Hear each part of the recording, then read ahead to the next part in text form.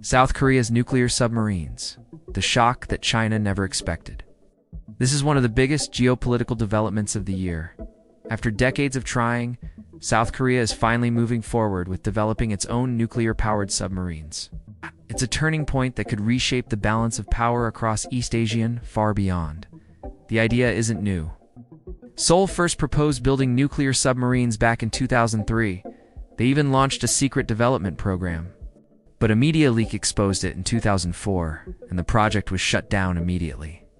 For years, Washington's answer was always an absolute no under any circumstance. But everything has changed. Just days ago, Donald Trump gave South Korea the green light to begin developing nuclear-powered submarines with direct U.S. assistance, and this single political decision could flip the entire strategic landscape of East Asia overnight.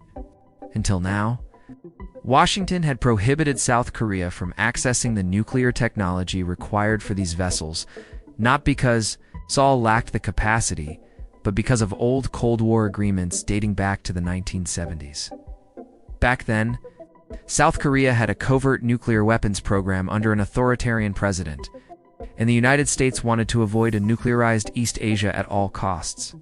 So Washington imposed tight restrictions on missile development and banned the use of highly enriched uranium and equivalent military technologies, including nuclear propulsion. But the world has changed. North Korea now has nuclear weapons. China is expanding its military power faster than ever. And Washington wants its Asian allies to shoulder more responsibility as the U.S. pulls back from direct involvement in overseas conflicts. There is another critical factor. North Korea announced in March that it is building its own nuclear-powered submarine, potentially with Russian assistance in exchange for troops and weapons for the Ukraine war.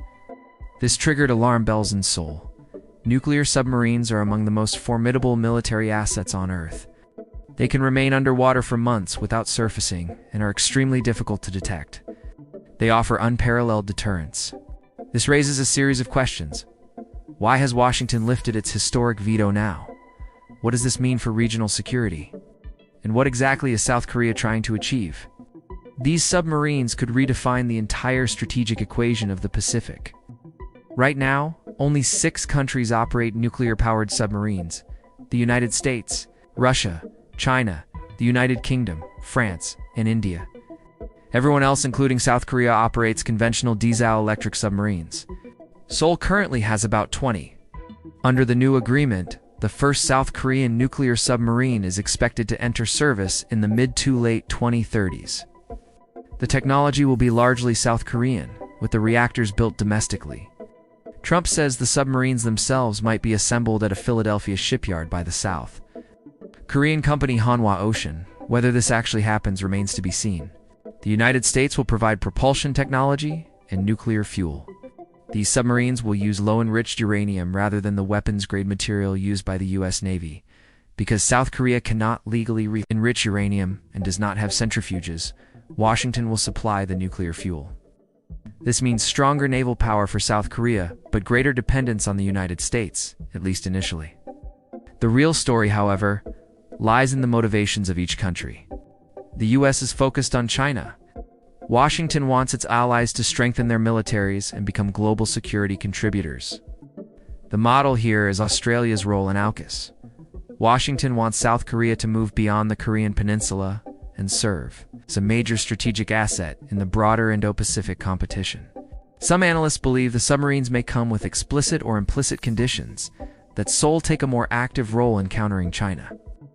Despite China being South Korea's largest trading partner, meanwhile, China continues building ships and submarines at record speed. Defense think tanks warn that China is rapidly improving its undersea detection capabilities and may eventually challenge U.S. dominance in the region.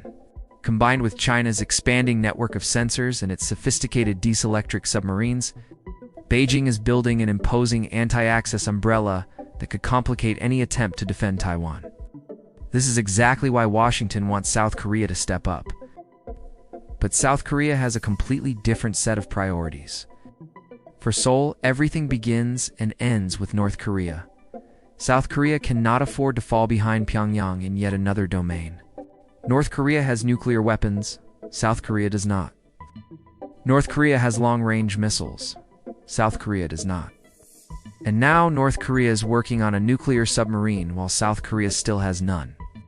Add to this the low trust in U.S. security guarantees, especially under Trump, who has repeatedly pressured Seoul, imposed tariffs, and demanded more money for stationing U.S. troops, and you get a country desperate to reinforce its deterrence. For many South Korean strategists, the solution is not just nuclear submarines, but the ability to enrich uranium domestically and acquire what is known as nuclear latency, having everything in place to build nuclear weapons quickly if required. This idea is gaining traction. At the same time, South Korea has already begun loosening other military restrictions. The Biden administration removed the 1979 missile guidelines, allowing Seoul to develop missiles like the Hanmu 5-on, enormous ballistic missile designed to destroy North Korean underground facilities. But here lies South Korea's dilemma. On the one hand, it wants more independence. On the other, nuclear submarines will tie it more closely to the United States. This tension is being intensified by Trump's latest decision to end South Korea, its exemption from paying for U.S. R&D costs on weapons purchases. The timing right after Seoul committed to $25 billion in U.S. arms purchases was seen in South Korea as a betrayal. So South Korea is caught in a difficult position, securing nuclear submarines at the cost of greater dependence on an ally it views as increasingly unpredictable. In the long run, though, the benefits are enormous. South Korea prevents North Korea from gaining another strategic advantage, strengthens its deterrence posture, and acquires the knowledge it needs to eventually develop fully indigenous nuclear submarine technology. And there is no doubt that Seoul is already thinking about contingencies and long-term autonomy. One thing is clear: the strategic board in East Asia is changing. South Korea, one of the world's top industrial powers with unmatched shipbuilding capacity, is about to become a major naval force. This will dramatically bolster the capabilities of the United States and its allies, as Washington talks about unilateralism.